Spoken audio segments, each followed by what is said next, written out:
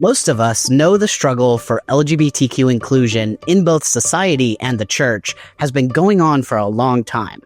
But you may not know the story of this Catholic priest, born in the 1940s, who is a passionate public advocate for gay rights. Father Tom Oddo's life, along with many other important figures and advocates, make it impossible to say that this work is new. Queer Catholics have always been here, and we've been advocating, reforming, and helping shape a more honest and expansive church for generations. We're joined today by author Tyler Bieber, whose research uncovers how faith, education, and courage shaped Tom's life and ministry. And we explore what his witness means for those of us still fighting for dignity and belonging today.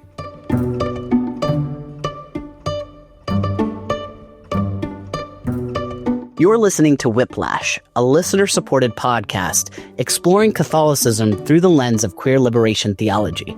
I'm Max Kuzma, a columnist at the National Catholic Reporter and board member of Dignity USA. Today's episode is about a priest who lived from 1944 to 1989 and was a passionate advocate for gay rights and also a defender of a good liberal arts education, Father Tom Oddo.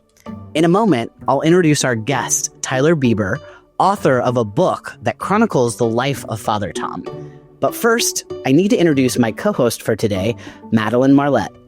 I first met Maddie through Dignity programming, and I was struck by how eloquently she expressed her spiritual journey through the lens of her gender transition.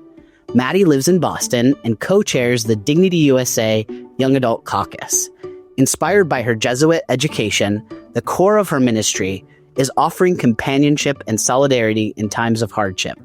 Professionally, she works in oncology research. Some of her favorite hobbies include rock climbing and baking. Maddie, thank you for joining me to chat with Tyler about this fascinating priest, Father Tom Oddo.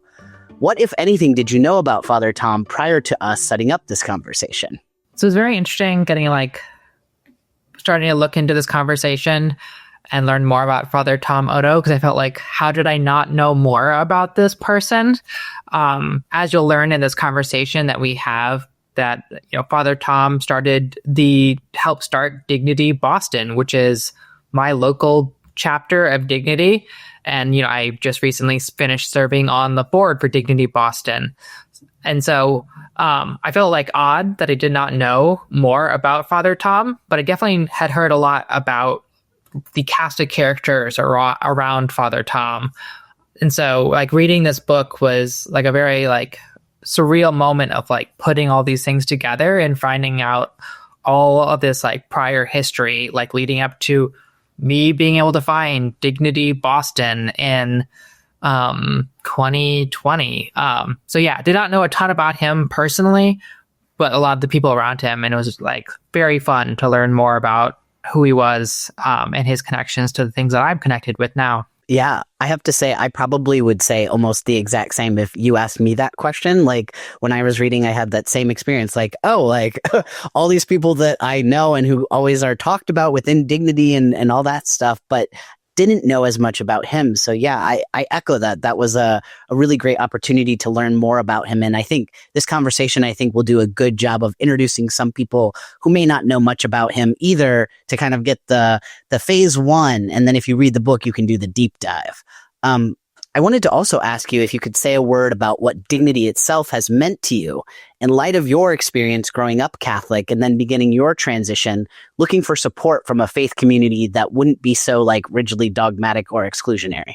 Yeah, so Dignity Boston was my first connection to Dignity, and I found them in 2020. I had started my transition, and my therapist actually was like, Maddie, you should check out Dignity Boston. And they immediately became my fake home. And, I got really close with the Dignity Boston group. They were having virtual Zoom sessions at that point. So I kind of had community time with them, and then started to join the Women of Dignity, which is a national chapter. And they were such a comfort and prayerful support during my transition. they were like the people behind me when I like came out to everyone. I came out to my family, and the Women of Dignity would call it my grand coming out tour. And so every weekly meeting, they check in on my grand coming out tour, me coming out at work, me coming out to my family. And as like having all this prayerful, queer, Catholic support, like meant so much to me, because when I was faced with the adversity of, especially my family, of them questioning and challenging if I could be, a trans Catholic person, I could be like, yes, I can be. And I have this whole congregation of people behind me who believe similarly and have a church made for me. And so it really helped give me the confidence when I personally wouldn't have had the confidence to say I am a queer trans Catholic.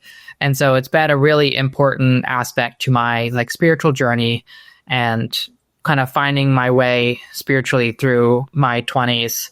And now I get to kind of give back to the community, leading the young adult group for the last few years. Co-chairing it has been such a joy to like live out my ministry calling. So yeah, Dignity has been just a wonderful home for me for the last, I guess, coming up on 6 years. That's amazing. And I'm really happy that you were able to join us today, because I think that example of your story and what Dignity has meant to you, I think that's echoed in so many lives. We don't always have records of all the people that have been touched or changed by something. So I think that, that's one thing that's important to me that I feel passionate about, is being able to capture those stories and preserve those stories, like your story, like that matters in the same way that it matters that we continue talking about people like Father Tom. Like we need, it's like the many parts, one body. We need all, we need all the parts to tell the whole story. My last question for you before we get into our main interview is, what are you most excited about for today's conversation with Tyler? Ooh, there's a few things. I think like one of the things I'm very excited about is like he has done such a large breadth of research on this person, on Father Tom, that like there's no better person that we can go to ask questions that not only answer what we're asking, but also put it in the context of his larger life and the things it's connected to, and like quickly draw connections that build up to why he was this way or why he chose X, Y, and Z. So I think that is very exciting to me. I'm also, excited to, I've read some of his poetry and things like that. And so nice to meet, like I read a fair bit of queer poetry. And so I know he writes a lot of poetry. And so that makes me excited to talk to him, his lyrical quality to his speaking, and then also a fellow Pacific Northwesterner. So yeah, very excited for this conversation. Without further ado, let's interview Tyler. Tyler Bieber is a queer higher education professional based in Portland, Oregon. He has held roles at Clark College, National University of Natural Medicine, Linfield University School of Nursing, and Oregon School of Massage. He is currently the Assistant Registrar at Willamette University's Pacific Northwest College of Art. Tyler holds a BA in Liberal Arts and Sciences from the Evergreen State College and an MA in Higher Education and Student Affairs from the University of Portland, which is where Father Tom served as president. He is the author of Against the Current, Father Tom Oddo and the New American Catholic, from Unencumbered Press, available now to purchase. Tyler, thank you for joining us. Thank you so much for having me. Father Tom's life was cut short by a car accident at age 45. Yet, in those few decades of life, he accomplished a stunning amount of work. Some highlights are that he attended college at Notre Dame University, where he became a Holy Cross priest, was a national secretary for Dignity, and was president of the University of Portland when he died. Born in 1944, he came of age in the time of Vatican II and the spirit of reform within the church, which include an interfaith dimension. This inspired him greatly. Speaking about dignity, he once said, "We don't wait for the institutional church to catch up in its theology to where the people are. We will assist the church by going ahead and doing it." At the same time, you describe in the book how Tom walked a line, but not pushing too far in order to maintain some sort of level of acceptability. Tyler, as a gay man, how do you see or characterize that tension of wanting to gain some acceptance, but not wanting to minimize the aspects of the queer experience to achieve that acceptance? I think it's a really tough kind of reconciliation between the two spaces, between being a queer person and being somebody who, might be given a strategic position or a position of power and trying to basically keep both. Tom had to walk a really fine line because of the nature of his times, because he lived and worked at a time when in the 1970s and the 1980s, if you were identified as a gay person publicly, you had serious ramifications to yourself, to your reputation, to your job, to even your family connections. I mean, there were serious consequences if you were identified that way. And so I think that Tom knew he would not be able to lead with his complete and full identity at the front, because as a gay man who couldn't openly identify as such, he recognized what that would do to his work. At the same time, I think that he understood once he achieved or once he got to a position of influence at a point where he could push the church in a more accepting direction, I think he recognized what he had to sacrifice in order to keep that momentum going. And that's really tough for me thinking about what I would have done at that time, because it's hard for us to put ourselves in the person's shoes at a time period when I wasn't even alive. I can't relate to what that experience would have been like. But what I can say from a modern perspective is that even now, I would say people, especially in higher education, sometimes have to, kind of hold their tongue and not speak out on something they feel very impassioned about because they know the position that they hold at their institution. And I think the same goes with a lot of other workplaces too. So I think that spirit is still very much something we all have to contend with as queer people. And I think that even now, many decades later, a lot of queer Catholics have to deal with also when they're trying to say, hey, maybe the church should do X, Y, and Z, but they can't lead with that full identity. So I can't, I guess in a long answer to your question, I can't exactly relate to what Tom must have felt like, but I can empathize at least with that kind of compromise that he had to make within himself as he pursued those positions. Definitely. And I also think it's just interesting thinking about specifically like being a priest and trying to do that work. I think that, it's this time of change. Vatican II just happened. Like you talk in the book about how for a while priests were allowed to endorse political candidates, but then that changed. So there were like a lot of different dynamics that were kind of all happening at the same time, which, as you say, like, we feel echoes of this and we experience issues with this today too.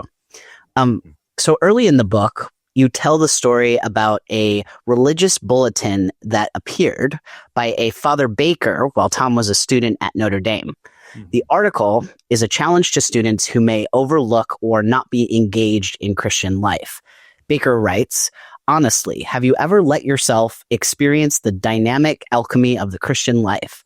Have you ever lived for a day this profound mystery?" Reflecting on this, you wrote about Tom that, quote, "the desire to swim in the waters of God and often against the current of the world, a current that would become a riptide." Clearly, this is where the book's title comes from. But I also felt in reflecting on this passage that it reminds me of the strong passion that many LGBTQ people of faith have for their faith. Many do read and engage deeply from a young age with their Christian faith, the Catholic faith, and are fired up the way that Tom was here. In what ways do you think Father Tom's life is a testament to passionate faith? I think that his life is a testament to passionate faith because he was such, as I talk about in one of the chapters specifically, he was such a joyous activist. He was such a happy warrior. It's not to say that he wasn't determined or that he wasn't frustrated with his church or that he didn't, have some serious quarrels with its leadership or with its message or how it approached queer people.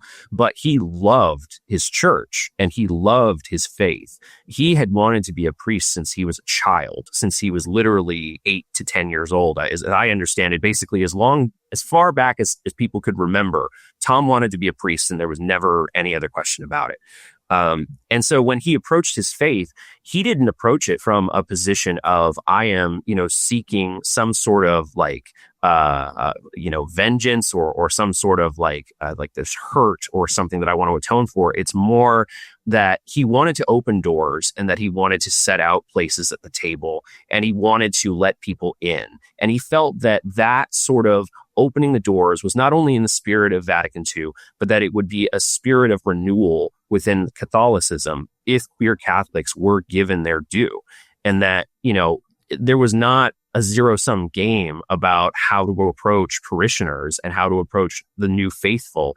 It was more of, if there are more faithful coming to the church, that's a net benefit for everybody, regardless of who they are, which I think also speaks to how his activism was a lot about how we need to recognize queer Catholics. Gay Catholics at that time is kind of what he used as the description, gay Catholics, although it applied to many more communities than just gay people. He believed not only we need to have equal representation of gay people within the church, like equal acknowledgement of their dignity, and pastoral resources given to them specifically while they were still trying to figure out the theology of it. But at no point was he seeking to say, the church should tomorrow make marriage equality a reality, or that we should, in that same vein, ordain women as priests. Those were some strategic compromises that he made in his activism. And while it's unfortunate that he was not out front saying we need full equality in all of these places, not only legally, but also ecclesiastically within the church, he was pursuing progress in how the church treats gay people at large. And that was always in the context of, this is a loving religion. This is opening people up to the love of God. And that this is not in any way me trying to strike back at church leaders, but trying to get them on our side and be vocal supporters. Because he was about winning supporters. He wasn't about making enemies. And I think that's a big distinction between Tom and other leaders at that time of, he's about making a bigger tent in the church. I definitely in reading some of these things and kind of what you just said, they were making a bigger tent, as someone who found dignity and has found a really wonderful home in dignity, it's he didn't live long enough to see all that it would come to become. But his mission of making a really big tent is I see played out in my own life of I get to come into that tent. I get to have my own ministry within that tent. And, it's definitely sad that he's not going to see all that, but his work that he was pushing for obviously worked because it's still here 50 years later, the stuff he worked on. I just finished my first term on the Dignity Boston board, and it was crazy that he helped start Dignity Boston. It was definitely a moving aspect of reading this book, was those connections and realizing that this queer elder, helped create that space. And it's crazy too when you talk about your work on the board, especially Dignity Boston, because, and this is one of the reasons why I find this story so fascinating, that organization, very active now, very much a great organization, started with a conversation between two people, in 1971, I believe. And so it's a testament to kind of the power, the lasting power of organizations that start when they have a serious passion behind them, when they have a serious message that they're trying to push and trying to welcome people into, that it can last so long and that it can build from just that one conversation over time. I just think is really remarkable. And there's a ton of that, in Tom's story that we now see the effects of 50 years on in some cases. So I'm so glad that you're on the board now and that you're part of it, because it's a wonderful organization. Yeah, I'm super grateful for it. The book and, Tom's life covered some really big moments in the history of LGBTQ community, from the civil rights, AIDS crisis, and etc. It's been fascinating to observe the fearless advocacy of priests like Father Tom, especially in contrast to much of the culture war rhetoric we see surrounding LGBT issues today. In the book, Joseph A. Brigg says members of Dignity, however, must shun the modern movement, which seems to aim at justifying homosexual behavior as being blameless, not to say admirable.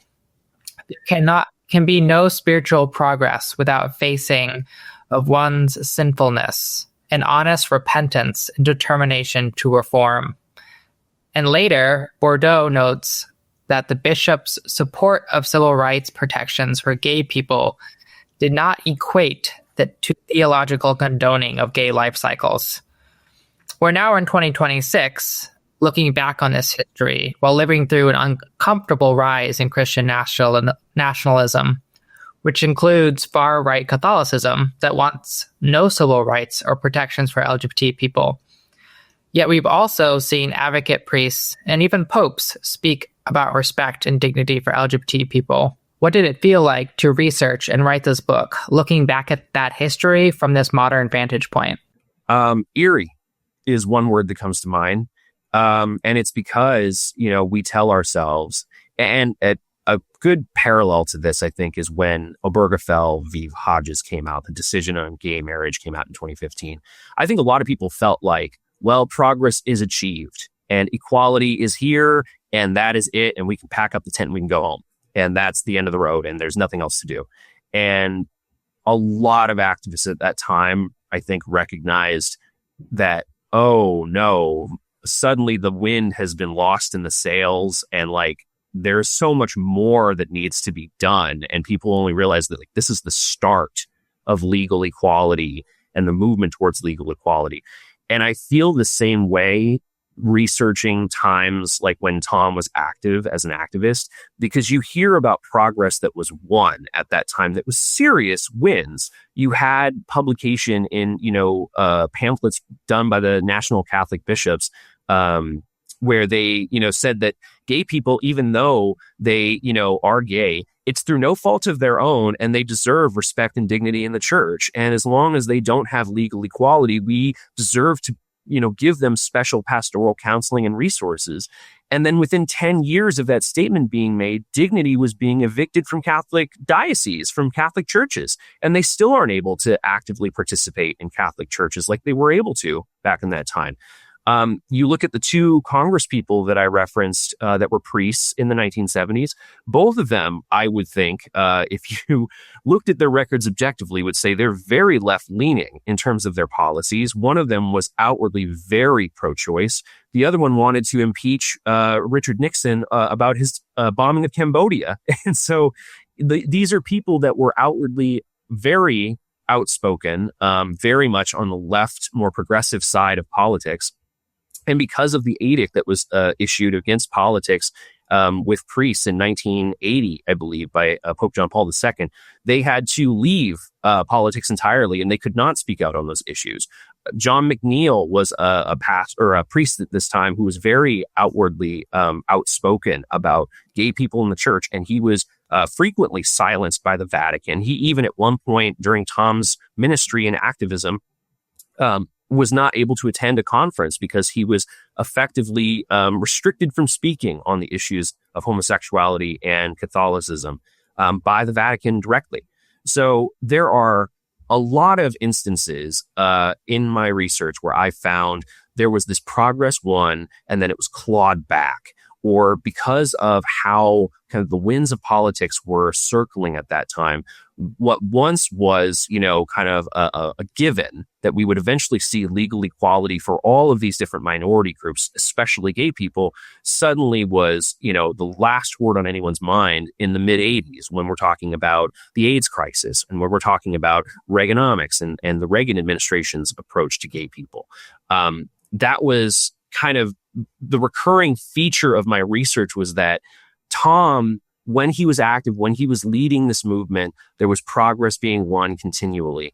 And not because Tom left the movement, but because of so many different factors outside of the organization and outside of the church, but also within the church, that progress was sometimes lost, or sometimes that ground, they lost ground over time. So when I think now about, the culture war, when I think about Christian nationalism, I think the same exact thing. You had at one point in this country, around the Obergefell decision and also around the Respective Marriage Act, you had congregations that were outwardly supporting and very outspoken about marriage equality and about being supportive of queer people.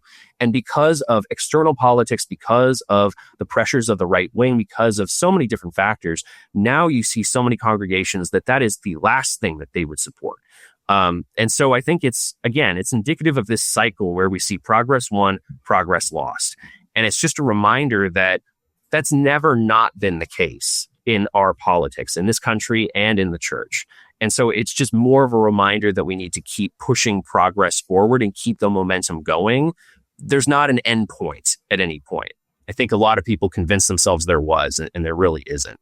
Yeah, I think that's really well said. And I think it kind of ties into the next question I have as well, which kind of is this theme of, I think that, we can look at the history and we can look at things won and things lost, but we can also look at what did the life of this person look like? What were the things that he did to what did his prayer life look like? What did he prioritize or see as important? What was the fuel for his spiritual journey?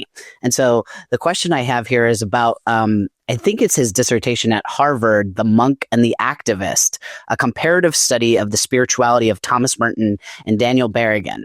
So you write in the book, quote, Tom drew connections between the two that suggested their styles, Catholic activism and monasticism, relied on each other, and that one was ineffectual without the other. Over and above the theological appeals for integration that Merton and Berrigan suggest, there are crucial practical and theological reasons why action and contemplation demand each other, why love of neighbor and love of God must go hand in hand for one seeking to live as a Christian, end quote. I thought this was a fascinating topic for a thesis. And for someone like Tom, who was himself, he had these monastic elements, but he was also a very passionate advocate. Do you see this dissertation as in some ways either laying the groundwork for what he was able to accomplish, or as a kind of articulation of the passion and motivation that animated his work? Essentially, what did this teach you about Tom's own spirituality? I think that by nature of when he wrote it, which was in kind of the mid to late 70s. And so this is kind of towards the end of his time as an officer in dignity, but also as a real national activist for gay rights within the church. Because again, in the early 80s, he makes the shift kind of towards more of an academic leader and then as a university leader. He wrote this dissertation in the late 70s. And I think that it shows more than anything the growth that he experienced as an activist, as a priest. Because when he was originally going into the priesthood, I don't think that activism was really on his radar much of at all. I don't think that he went into the priesthood saying, I am going to go in because I want to change X, Y, and Z. He wanted to go into the priesthood because he wanted to educate people. He wanted to be a teacher, and he wanted to be like the priests that he grew up around in Long Island. He wanted to be like the Holy Cross Brothers. When he got to, the point of his novitiate in 1965-66, it's the year where he basically spends the entire year in silence and studying intensely the kinds of things that he'll be doing as a priest, the texts that he'll be referencing. And I'm sure at a time when he read a lot of Thomas Merton, that was a time when he started to appreciate, I think, the contemplative. Because up to that point, he'd been a very sociable person. He'd been a very outgoing, popular person, very popular student at all of the schools that he had attended, including University of Notre Dame. But when he got there, it suddenly, we're not talking. Our relationship is with God, and it is in silence or in near silence. I think in that year, he started to understand and really appreciate the need for the contemplative. But then as he also grew into the priesthood, as he became ordained in the early 70s, as he understood the real issues being faced by gay Catholics, which I'm sure he also recognized himself, and we have no idea of when he would have recognized hey, I'm a gay person, but we can assume it was probably at this time, though that started to become really apparent. I think that's when he gained an appreciation for the activism side, when he's seeing, okay, we can be contemplative in our faith, but when we don't do anything to put, action to words, we stay in the contemplative, we stay in the silence, nothing changes around us. We can pray for change, but sometimes we need to be the change agent that we pray for. And so I think that in both of those time periods, both in his novitiate and in his activism, he understood and gained a better realization for the importance of both of those, the contemplative and the active. And then by the end of the 70s, he understood in his work in dignity, but also in his ministry, because at the same time that he's doing the dignity work, he's also ministering in Boston. So he's doing the day-to-day life of a priest. He's taking confession, all of these different things, or hearing confession, I should say. I think that by that point, the thesis was the culmination of his work and of his training. And so when you see what he's talking about, the kind of yin and yang of both Catholic activism and monasticism, it's because he understood the power of both, and he had practiced both in his work, and he had seen the effects of both by the end of the 70s in real results in dignity, but also in his church. So I think that it's less about, this work and this research informed him. It's more that this work and this research is indicative of the work he had already done. There's several good quotes in the book. One of my favorite quotes that you wrote was you described Father Tom as a preppy Jesus freak. And that was really funny to me. But that one quote that you quoted him saying was, we cannot wait for a new total Catholic theology to replace the old one. We must plunge ahead and rely on our own understanding and experience counseling gay people. And this quote, I really liked because, I feel like it's something I'll keep with me as, this concept of, kind of in my own ministry, I, don't always have a rigid structure of catechism and all that. It's more about how can I love the person in front of me and help them to learn to love themselves. And I really liked, there's a very succinct quote about that. So I was curious if there was, a quote from him that, really spoke to you and will stick with you, or just a concept that you encountered while doing all this research. Yeah, there is one that really sticks out, and it was from one of his essays that he wrote, and it was towards the late 70s. He wrote a series of essays at that time, specifically about the Catholic life, and specifically it was a collection of works about theological, different kinds of positions and things, but it was primarily geared towards priests. And so this was work that was, essays that would inform other Holy Cross priests within the congregation of how can I basically operate on these different issues. He wrote one that was specifically an answer to a priest that was wondering, how can I get this dignity celebration together? What advice do you have, basically? And he wrote at length about, what churches need to be doing in terms of gay ministry. And it's not just we're doing the dignity stuff. It's we need to do more than just what people are asking. What's the rote things that everyone's doing? But there was one specific quote where he's talking about fear in the community. And he's talking about the need for love within the church. And he says something to the effect of, such love made flesh casts out fear in the community.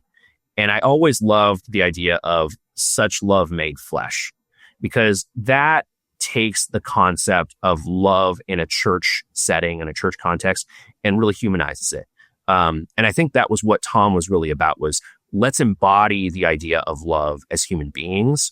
And what does that look like? It means not just saying we love one another. We don't just say we love our neighbors. It's that we truly are embodying what love looks like. And we're emphasizing the part of Christ's message that especially focuses on love of neighbor and love of one another. I think too, at that time, saying that such love casts out fear in the community was also very much something that's talking about self-love too. Because again, in the 70s and the 80s, very hard time to be openly gay, very hard time to be openly queer. And also you face the shame and the hurt and the stuff that is internal that, we don't always see in written historical record, but that people still suffered because people suffer from it today, where they're suffering the shame and the guilt in their church. I think that Tom was also talking about love, really not only just being for one another, but also being for ourselves and for our own identities. And that also casts out fear in one another, in each other. That when we show love for our neighbors and for ourselves, the fear that we had of being open about our identities, about leading with our identities, that goes away. And that doesn't just apply to the LGBTQ community. That applies to so many different communities within the church. But that quote has really stuck with me because when I read it, I was like, that encompasses so much in so few words. And it says so much about what people can really do if they're leading with love as their motivating factor, as their motivating, as their modus operandi is what I'm trying to say. That quote really stuck with me. There's many more within the book, obviously, but that one's the one. I love that. It kind of like speaks to like why we all kind of roll our eyes when we hear like thoughts and prayers. It's like, yeah. Hey, if you have thoughts and prayers, no, but I want you to actively, in flesh, show love and care and, for these people that you are thinking about and praying about. That's really true. It speaks to kind of, in contrast, the impersonality of kind of our modern expressions of love and support, or at least it can when there's nothing behind them. You write, quote, Tom always saw his work in the context of spreading the gospel, no matter how powerful or familiar those he dissented with were. And his methods, far from violent or aggressive, were instead passionate affairs that almost always involved educating the church on the lives of gay people, end quote. This work of educating people was obviously something he started doing with his work in Dignity, but maintained into his career as president of UP, where he taught occasional classes on human sexuality. And responding to a critic in 1975, he said that to speak of homosexuality as a serious depravity or rejection of God is to neglect the current biological and physiological data on homosexuality in the life experience of gay people who find their sexual orientation not a disordered curse, but a God-given gift.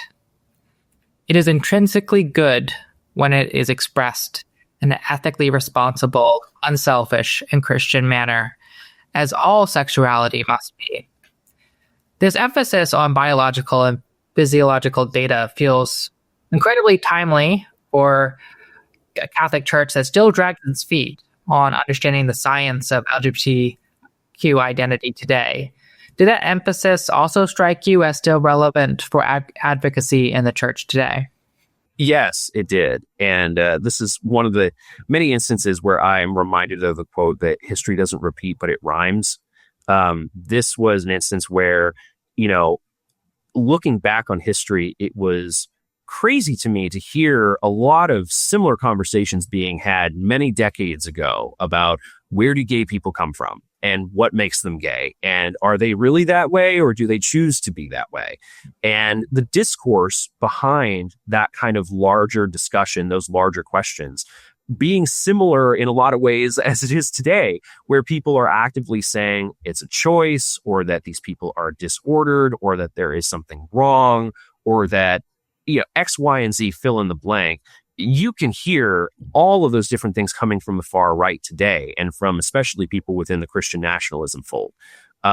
So it was weird to hear a lot of the same discourse, a lot of the same back and forth. But it did also remind me again that, we can have this discussion over and over and over again. There will be groups and people who will use the same talking points and will use the same logic, no matter how debunked and no matter how, just how ludicrous those things might be, to advance their message and to advance their goals, their agendas.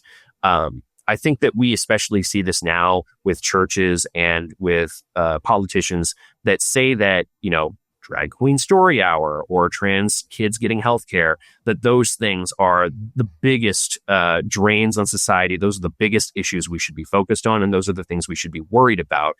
Largely, those same people are the ones that are animated by the ideas that these people are choosing to be this way, or they are disordered, and here's why. So it's not encouraging to me that we're having the same conversations over and over, but it is, I think, very emblematic of how history rhymes. And I think that was important for me to show in the book, is that this story is incredibly relevant, not just because it didn't happen so long ago, because, 40, 50 years ago is really not that long ago, but that we're still dealing with these kinds of discussions. We're still dealing with this kind of, we're dealing with this kind of opposition to equality. It's very much motivated by the same impetus, by the same ideas. So while it's not encouraging that we're still having those discussions, it's encouraging to me to know that there is nothing new that people that are opponents to equality are bringing to the table that we can't address somehow, or we can't debunk some way. But again, speaking to Tom's, what he was doing in his activism, it's about education. It's about educating people, and it's about making them understand, here are what these people want. Here are the outcomes that these agendas seek to accomplish. And here's the reality of the situation. Here is the reality of what queer people are, what we stand for, and what we want when we talk about equality and acknowledgement of our dignity. So long answer to say, unfortunate we're still having the discussion. Somewhat encouraging that there's nothing new being brought by the opposition to the table that hasn't already been addressed somehow. It's educating people. Definitely.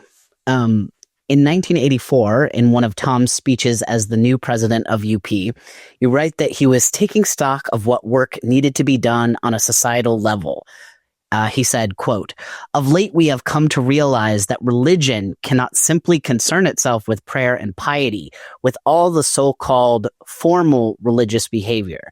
It must have a direct impact on human behavior and the way we relate to one another. This was the cry of the prophets of old, and it has taken us a long time to catch on.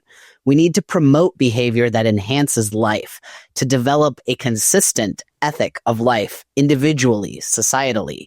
May we truly live toward one another as we would have others live towards us." In his remarks on peace and ethics, one can't help but hear echoes of the dignity years, end quote, from your book. His years as a university president are interesting. I know that you've done quite a bit of research into Catholic universities for other projects. While Tom was dealing with a lot of administrative and financial stuff, it seems that he also continued to preach the gospel in his signature way. How do you look at his early life as the building blocks for his work as the UP president? Yeah, so it was not only about the training that he received that would have given him kind of theological perspective that he took later in life as a priest and as a university president, both in his novitiate and in his work up to ordination. He would have received the Holy Cross kind of version of, here's how we're approaching Catholicism, here's how we approach the catechism, here is our, views as a congregation. But as a priest and as an activist, I think both of those experiences really informed how he later approached both his presidency and how he approached liturgy, Catholicism in general. As an activist, he's obviously getting his eyes opened to the reality of how the church operates, how church leadership will work, and how they interpret the liturgy and the gospel. So he's getting a sense of how basically the church operates among the people versus among the people that run it. So I think that was a perspective that he gained as an activist that he would not have gotten otherwise as just another priest in Boston. But also as a priest, he is getting the experience of working with everyday people, of hearing their confession, of hearing not only just the things that they want to give in the confessional, but also things that they're bringing to him as concerned community members, as people that are wanting to build support for the people that they care about, for others, especially the gay community of Boston at that time. Those are experiences that I think later would really inform his kind of people-focused and people-centric approach to the presidency, where prior presidents of UP were not so personal with their position. They very much observed that there was a distance between the leadership of the institution and maybe the students and kind of the lower level staff, the hourly staff, the people that were not ordained on staff. Tom didn't approach the presidency that way at all. His first year or two was marked by the attitude of, we can't get a meeting scheduled with him because he's always talking with the housekeepers. I mean, he's talking with everybody all the time, so we can't ever get a meeting with him. It was because he was interested in what people were motivated by. He was interested in what kind of concerns that they had. He was genuinely curious about what people were all about. And that was something that he had from grade school on. It was something that he, as a person, kind of always had. So by the time he became president, by the time he's making those comments, it's the culmination of not only that people-loving spirit, but also the training and the experience as a pastor, as a priest, I should say, and his experience in dignity, that all of those come together with him kind of expressing this people-first approach to his leadership role, and especially with his reading of the liturgy at that point, saying that we need to put our religion, our faith at the center of our lives because it makes us better people, and because it ultimately brings about better relationships among others, among all of us. At that time, and one of the chapters in the book talks about this, the threat of nuclear war was higher than it had been in many years. And there was a lot of uncertainty in the world. There was a lot of fear about, what could happen within the next couple of weeks or the next couple of days if one nation does one thing, too far. And that's all motivated on the idea that we need to fear one another and we need to hate one another, and that there is a zero-sum game in the world and in life. Tom was very much against that idea. And he spoke about peace. He spoke about love. He spoke about these things because he saw Catholicism as a way for people to become better and a way for people to become better towards one another. But people needed to understand we need to put that at the center of our work and our love for it to become reality. I think that he wouldn't have gotten to that point, or he wouldn't have articulated it as well as he did without all of those different contributing factors in his life. Tom was known for teaching a class in the 80s, usually titled Theological Problems in Human Sexuality. You write that, quote, he also welcomed debate on class topics in an effort to engage with students who wouldn't have considered taking it for their own program, and spoke to sexuality in a way more open and nuanced way than students would have expected at a Catholic university, end quote. As busy as he was with the many projects and problems of a university president, why do you think it was important for him to continue teaching a class on sexuality? I think that it was more part of his long-term project of educating people. It was very much kind of a continuation of his efforts from when he was a priest in Boston, where the class that he taught was basically the evolution of a public seminar that he would give very frequently throughout the Boston area. And it was not only within the church, but also just to the general public and to other affiliated groups that might be interested or concerned about topics of sexuality within Catholicism or sexuality in general. He spoke not only to how do gay people operate within the church, but how do gay people operate just period. I think that him being open and honest about real topics of homosexuality to people who were concerned but also curious, as a priest, he was a unique authority to speak on those kinds of topics, but it also meant he was a safe authority for people to approach, especially in a highly Catholic area like Boston in the 70s and the 80s. That kind of approachability means that people are going to ask questions they might not be so comfortable with asking in other settings. And I think the same goes with the University of Portland. He's around a whole bunch of other Catholic students. Not every student that went to UP was Catholic, and that remains to be the case. But a large number are, and a large number come from incredibly Catholic backgrounds where they are raised multi-generational Catholic families where they are in very Catholic areas of the country, and they don't feel comfortable asking those kinds of questions, or at least they didn't at that point, and they might not still today. But Tom, being that priest, again, he allowed for them to have those kind of difficult conversations. So I think that it was not only him trying to educate people as he did in the past, he recognized the value of him being a priest talking about these subjects because other priests weren't. He didn't see other priests talking about these kinds of things in the areas he worked in higher education. So him doing that class, him continuing to teach that class into his presidency, I think it very much was something that he felt was important. I think he also just enjoyed it. He was a teacher through and through. And so I think him not teaching a class, as he did throughout all of his years at Stonehill when he was there in the religious studies department, I think if he didn't teach a class, he would feel like a fish out of water. And that was something that a lot of people that I interviewed basically said was that if he had lived long, like far into the future, if he had lived into the present day, if he had lived after that car accident, he would have continued teaching. He wouldn't have pursued higher, positions of leadership. He wouldn't have necessarily sought, higher station for himself. He would have been a teacher for the rest of his life. So, him teaching that class as president, even though he was so busy in his day-to-day work, I think he probably would have gone crazy if he didn't. I like also that you said that he would have been a fish out of water since he loved swimming so much. I thought that was pretty great. And that also speaks to the that speaks to that relationship between contemplation and action. When you have a practice like swimming, that you can have that contemplative space for. But another big project that I wanted to talk to you about that Tom was involved with at UP was the building of the chapel on campus, the Chapel of Christ the Teacher.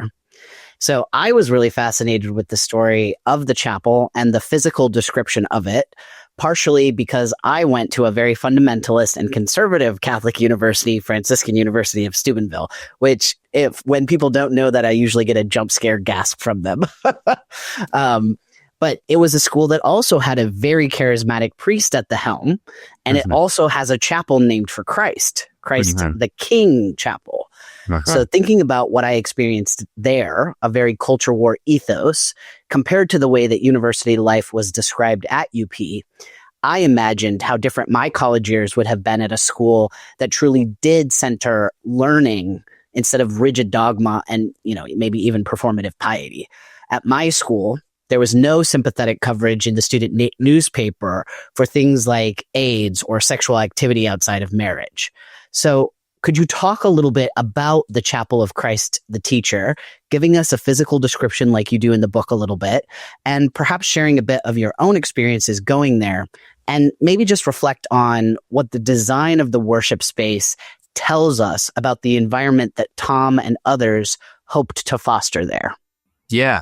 So chapel is a really remarkable building. The story of it is remarkable just in its construction because it started with seed funds that were created by a priest who had passed away in the 1950s at the University of Portland.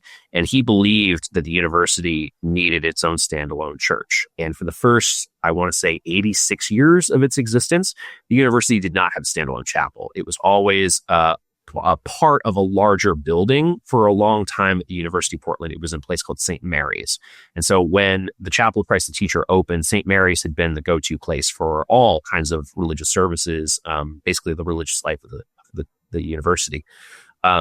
When the actual funds started to kind of accrue over time, and suddenly it was clear that we were going to have, or that the university was going to have $1 million effectively to work with to build the church, they reached out to Pietro Bellusci, who is a remarkably well-known architect in these parts of the country, designed a ton of different churches, designed multiple buildings here. If you know the name Bellusci, you see it very often throughout, Portland and the Pacific Northwest. He was brought in to do the design, and there were multiple different designs of the chapel originally. At one point, there were going to be multiple buildings that were kind of interspersed on the same plot. But what they ended up deciding on was this kind of a sloped roof, kind of squatter design that was 2 stories. And what it ended up looking like when they built it was a large brick exterior where the bricks are set on top of each other, not beside one another. So how you normally see bricks where they're kind of interlaid, where there's kind of an overlap between them, they're spaced exactly on top of each other. So you see walls where it's just a large number of bricks stacked right on top. And then there is a line of other bricks that are kind of basically they're positioned differently so that there's a break in the line across the entire building. And I think if I understand correctly what the intention of the architect was, it was to show that there was this unity of Christianity and this through line of the message of Christianity through all different groups of people, through all people essentially of the faith. And the doors are these giant, huge, thick walnut doors that are carved, that have these hand carvings that were done, that have all kinds of different iconography in them. So you see like the Jesus fish in there. You see all kinds of different like little Catholic imagery. When the doors open, there's a giant stone baptismal font right in the very open entryway of the church. And that's where, baptisms were held. That's where, all of that work happened, is right at the very beginning, right in the opening of the church. So as you enter into the chapel, that's one of the first things that you encounter is this big stone font. And as you walk past it, it's a little differently laid out now than it was then. Now it's more of a traditional church kind of setting where you have the traditional bench pews, and you have the backdrop, and you have the dais up front. But when it was originally built, when it was originally conceived, the idea was to have the priest standing in the middle of the room and to have chairs that were all basically just individual chairs that could be pulled up and basically placed around the speaker however people wanted to. So it was this incredibly like almost democratic way of building a church that people could just pull up a chair effectively to the pulpit. And not just have to go into these long wooden benches, which unfortunately they do have the wooden benches now. Still a very wonderful space, very contemplative space. Other parts of it are really immaculate, where they have stained glass, this really wonderful stained glass dove. They have this amazing little room where they do confession there still today. They have this really beautiful crucifix. And all around, kind of on three sides up on the second floor, are seats as well. So people can watch down onto the service. The whole building itself, as I understand, can occupy, I think it's like, it could hold 400 to 500 people, which for being a small chapel, it's kind of surprising how many people can be inside at one time. But when it was originally envisioned, it was this kind of new, maybe, as I said, more democratic kind of chapel, the way it was built, the way it was conceived. And when they decided on the name, which I have to say was very late in the process, the chapel opened in October of '86. I want to say the name was decided in July or August of that year. I could be wrong about that, but that was the first time I had seen the name in print. The emphasis was on Jesus being a teacher, was on people being educated. We are here to educate. That is the Holy Cross mission. The way that we love the gospel, the way that we share the gospel is by educating people. I think that was very much foundational to the design of the chapel. And it still, I think, is very much the spirit of the chapel, even if the interior has changed a little bit. It's very fun hearing you give that description, and just because how close it was to you, having gone there. And definitely while reading this book, there's a lot of moments of feeling connection and closeness, me being part of Dignity Boston. And then even thinking about interviewing you, I'm originally from the Pacific Northwest as well. And I was oh, excited. There's another Pacific Northwest person. Now I'm out here in Boston. We're few and far between. Yeah.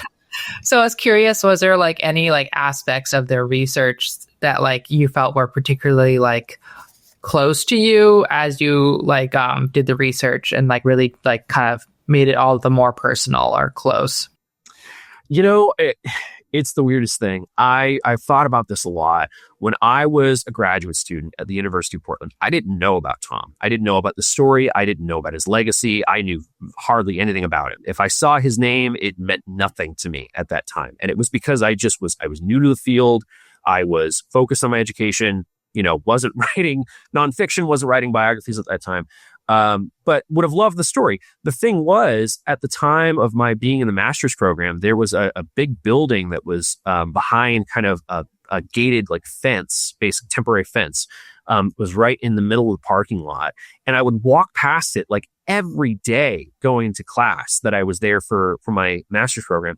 And it was Howard Hall. It was the pool where Tom would swim every day. That was the building that I would walk past like every single day. And unfortunately, maybe not so unfortunate, the building was demolished so they could, replace it with a new, I believe it's a dorm now, but it's a brand new building, very beautiful building on campus. Really, really wonderful building that they built there. But it's just crazy to me that you can walk past, something that was so foundational to someone's story, like Howard Hall was to Tom's, not understand the history or the stories behind it. And that, as I think back to my engaging with Tom's story initially, things started to click in my mind about places I had walked past or places that I had classes in, or, when I ended up graduating in 2018, it was in Child Center, which was the stadium that Tom helped open. So those kind of personal connections with the campus, the physical campus, I think were the ones that really stuck with me in my research. Because a lot of the things that Tom, was engaging with at that time, that's what's left over at the university, are the built accomplishments, are the kind of built footprints of his leadership. But it's just wild to think about now, having written the book, having understood the story. Yeah, the building I walk past every single day, he was there too, every single day, swimming a mile during his whole time as president.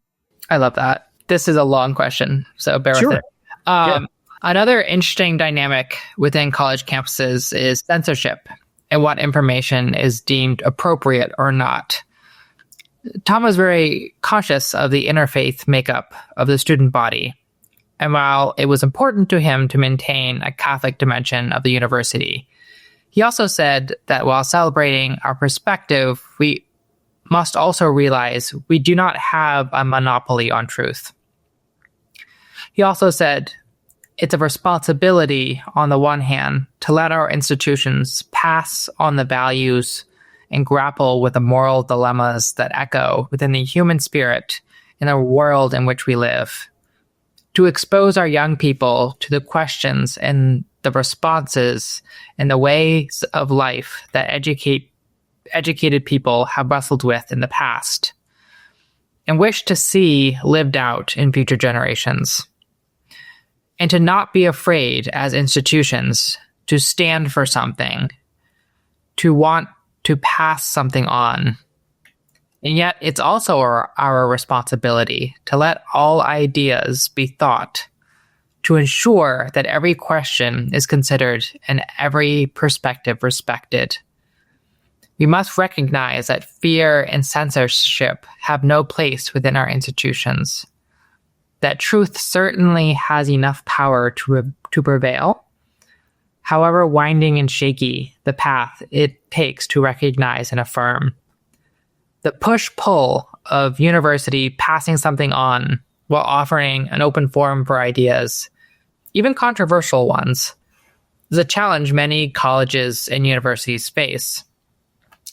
Tyler, for you as someone who has researched several different universities, what do you think of Tom's both-and approach here? Is this educational model one that can help prepare students to be critical thinkers in a time of increasing fundamentalist beliefs? So it's an interesting question, and I think it's a good question. Tom had this weird kind of antithetical agreement with William Bennett, who was Secretary of Education under Ronald Reagan, in that, and, at that time, very conservative person, this Secretary of Education, they both believed that schools should have serious values that they instill in their students, and that institutions need to have those kind of core foundational ideas behind their existence, behind the things that they teach. And it's not just, that 1 + 1 = 2, or that, fiction is this and this is a metaphor and, this is what happened in the year 1776. It's more than just that. It's that institutions need to instill this almost character in their students. And it reminds me also of something, one of the first things I learned at UP of all places in the grad program there was that higher education is one of the only industries where the consumer becomes the product, where the consumer starts out wanting to attain training, education, all of these things. And they become the product of that institution's work, programming, faculty, curriculum. And I think that Tom recognized that too when he was president. He recognized that institutions need to stand for more than just the things that they teach, and that they need to instill those values in the graduates that they produce, because then those graduates go out and they become the leaders of the next generation. And I think he understood that very fundamentally at a time when also, a very conservative administration was seeking to instill values in students. And while the ideas about what those values should be might have differed greatly, Tom believed, at least on merit, that there should be some value behind that education. So I think that today, as institutions are trying to figure out how do we engage with topics of free speech, but also how do we engage with topics maybe more like anti-Semitism or white nationalism or conservative like Christian nationalism, they're also juggling those things where it's like we want to instill values in our students, but we want to allow them to bring their own values to the table and also discuss those. And it's a really fine line. It's a really tough kind of thing to navigate. And it's another instance where I feel like Tom was a really strategic operator. He was a really strategic leader. He not only had to continue to push the Catholicity, which I love that word, Catholicity of the institution. He also had to welcome in students that had, no interest in being Catholic, who had no upbringing in being Catholic. He had to keep enrollment up at an institution that was not strictly all Catholic all the time.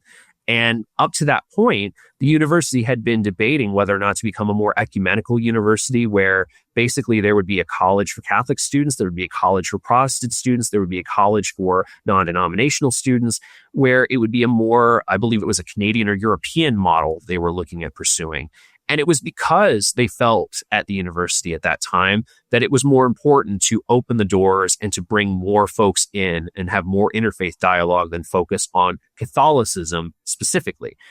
And Tom, kind of doing two things at once, not only made sure that the university didn't lose sight of its Catholic character, but also made it an open forum, a more open forum for students of other faiths to feel welcome.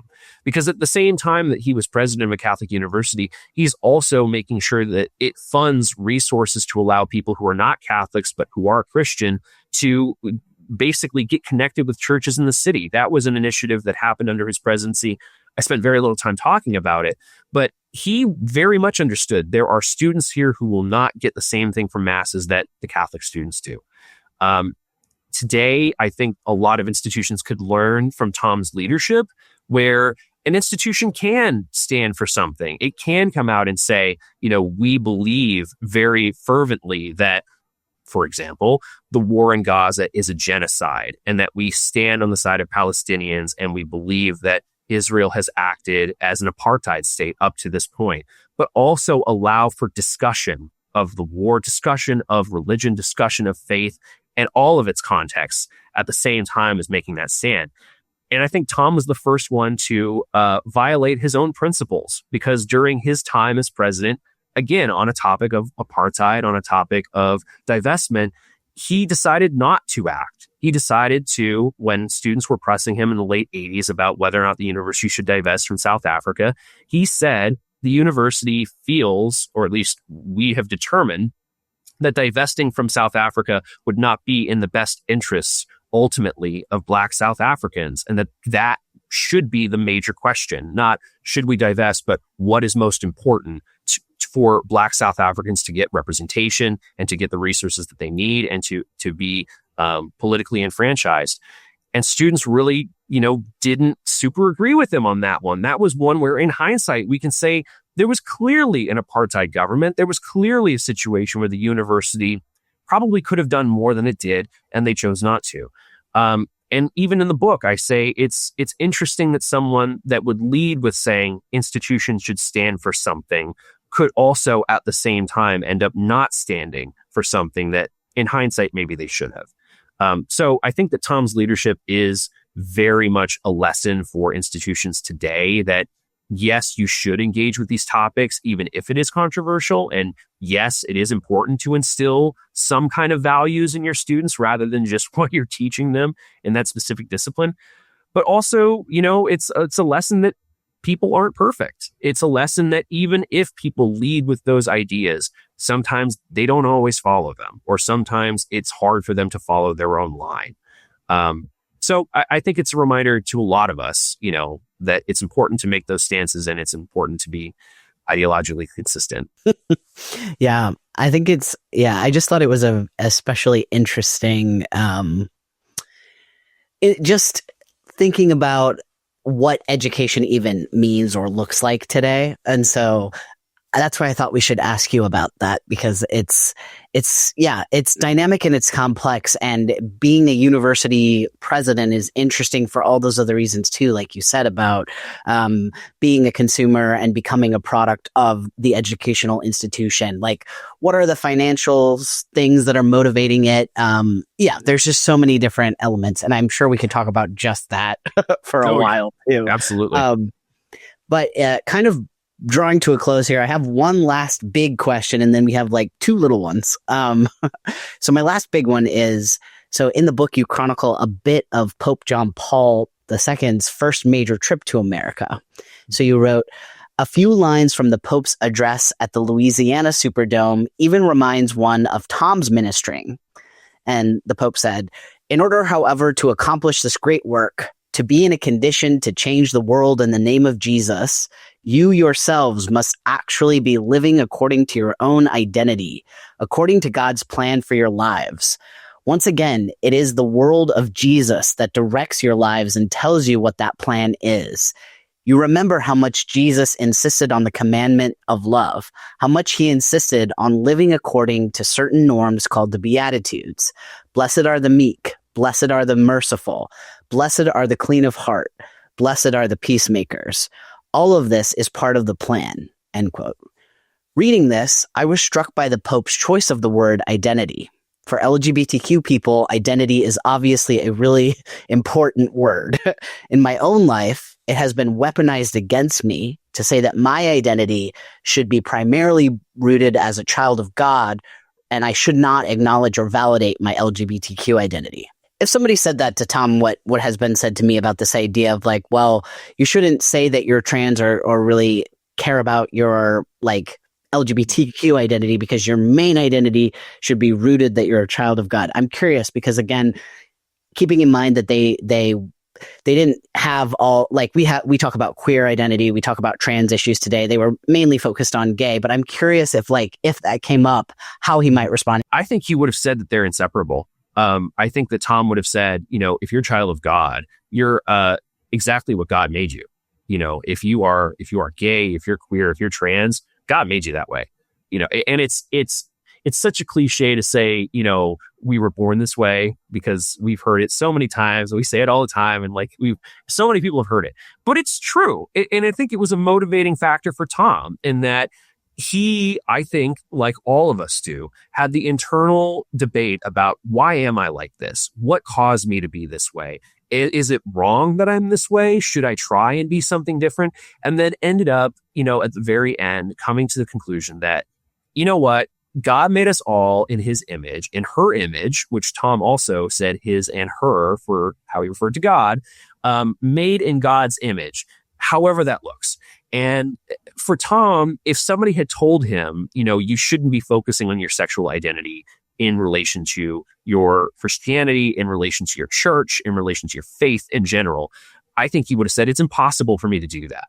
It's impossible for me to separate my being homosexual, my being queer, my being of a sexual minority than it is for you to separate from being left-handed or from being, 5 foot tall or from being, I don't even know, from being blonde. It's one of those things where I think it was very simple for Tom to hold that in his mind and to hold his religion, his faith in the same kind of space. And I think at that time, it was really difficult for people who were not gay Catholics or people that were still in the closet or were still having that internal debate to feel that same way. It was really hard for them to say, I can be truly Catholic and I can also be out about my sexuality. Even Tom wasn't out about his sexuality. So we have to remember, it's not that he was leading out front by saying, I am a gay priest and here's what I stand for. Even he had to kind of shield some of those things away from people to do the work that he did, to maybe even achieve the progress that he helped achieve. But I don't think if he was posed that question today, he would say that's even possible to do. And I think that would have been the starting point for the conversation is let's talk about why we shouldn't be separating sexuality from faith and why those two actually are intrinsically linked, because the sexuality is part of that image of God that we all talk about. I love that. So you obviously spent a lot of time with the life of Father Tom. And I was curious, are there any questions that you're still looking for? Like if you had dinner with Father Tom, what would you ask him? I would ask him a lot. I would ask him about various topics related to his presidency. I would ask him about, what was your thought process around, for one, the decisions around apartheid, two, your decisions around co-ed housing and how the university approached that. What was your inspiration for the work that you did around AIDS education at the university, which was unique, I think, for the University of Portland to do and the way that they engaged in it. I would have asked him, who are the individual inspirations besides Berrigan and Merton that really pushed you both in your ministry, but also in your presidency? Because he not only had people that were inspirations as a priest, he also had contemporaries that were, priests also at that time. So I can imagine who those people might be, but I'd be curious to hear the people that he would keep tabs on as he was in those circles. And the same thing when he was president. Who were your peers? Who were the people that you would call if you had a question or a concern or an issue you wanted to, speak out loud about and wanted to, bounce things off of? Who were those people? And what part did they play in your ministry or in your presidency? And I think more than that, I would want to ask him about his personal life. I would want to ask him, pretty frankly about his identity and how that factored into his work. I would want to ask about personal relationships, whether or not he would share them. I don't know. But, there's so many other things I would ask him. There's not one specific question that really sticks out that I would be curious. It's more just in search of the things that we don't write down, in search of the things that we don't find in archives that I would be curious about. There are so many things in our lives day to day that we don't ever bother to write about. We don't ever think to document. We don't ever think to save. And that if someone were to write the biography of our lives 50 years from now, no one would know because those things were never captured. I would love to ask him questions all about the things in that column specifically, because otherwise we wouldn't know them. And I don't know them now, even after so many years of research. I do feel like that is a true historian's answer in so many ways. You're like, I want to know the things that I couldn't find when I did all my deep research. Yeah. I want to know the tea. I want to know the historical tea in all the places, Yeah. Well, Tyler, thank you again so much for joining us today. It was really delightful. I said this before we started recording, but it really means a lot to be able to speak with people who are engaged in this type of research, and it resonates with me personally because of my own identity. But I also know, these are also the histories that are not always really told or shared widely. So I think the work you do and did with this book is really, really important. And so to conclude, is there anything we didn't ask you about today that you would like to include or mention? Let's see here. That's a really good question. I would just, the book is out now. It is in print and an ebook, and we will be doing an audiobook early next year. And so something to look forward to. I think if there's one thing I can really end on, it's that the University of Portland, really exceptional institution that gave me a lot of leeway with this project. It was obviously the first time that this kind of a project had been done for Father Tom. And without their archive, the Clark Library Digital Archive, this project would have been completely impossible. It would have absolutely been just implausible to even start. So I think I just want to end by saying I'm super grateful that the university was so welcoming to this story, to me doing this work, and that resource was available. It's a reminder to all of us, like, the importance of public resources that are free and accessible to everybody. Without those kinds of things, these projects, this work is impossible to do.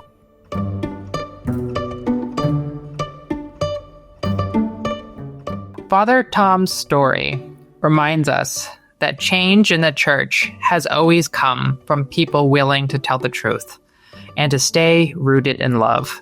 His witness is one that challenges us to take history seriously, not as nostalgia, but as fuel for the work still ahead.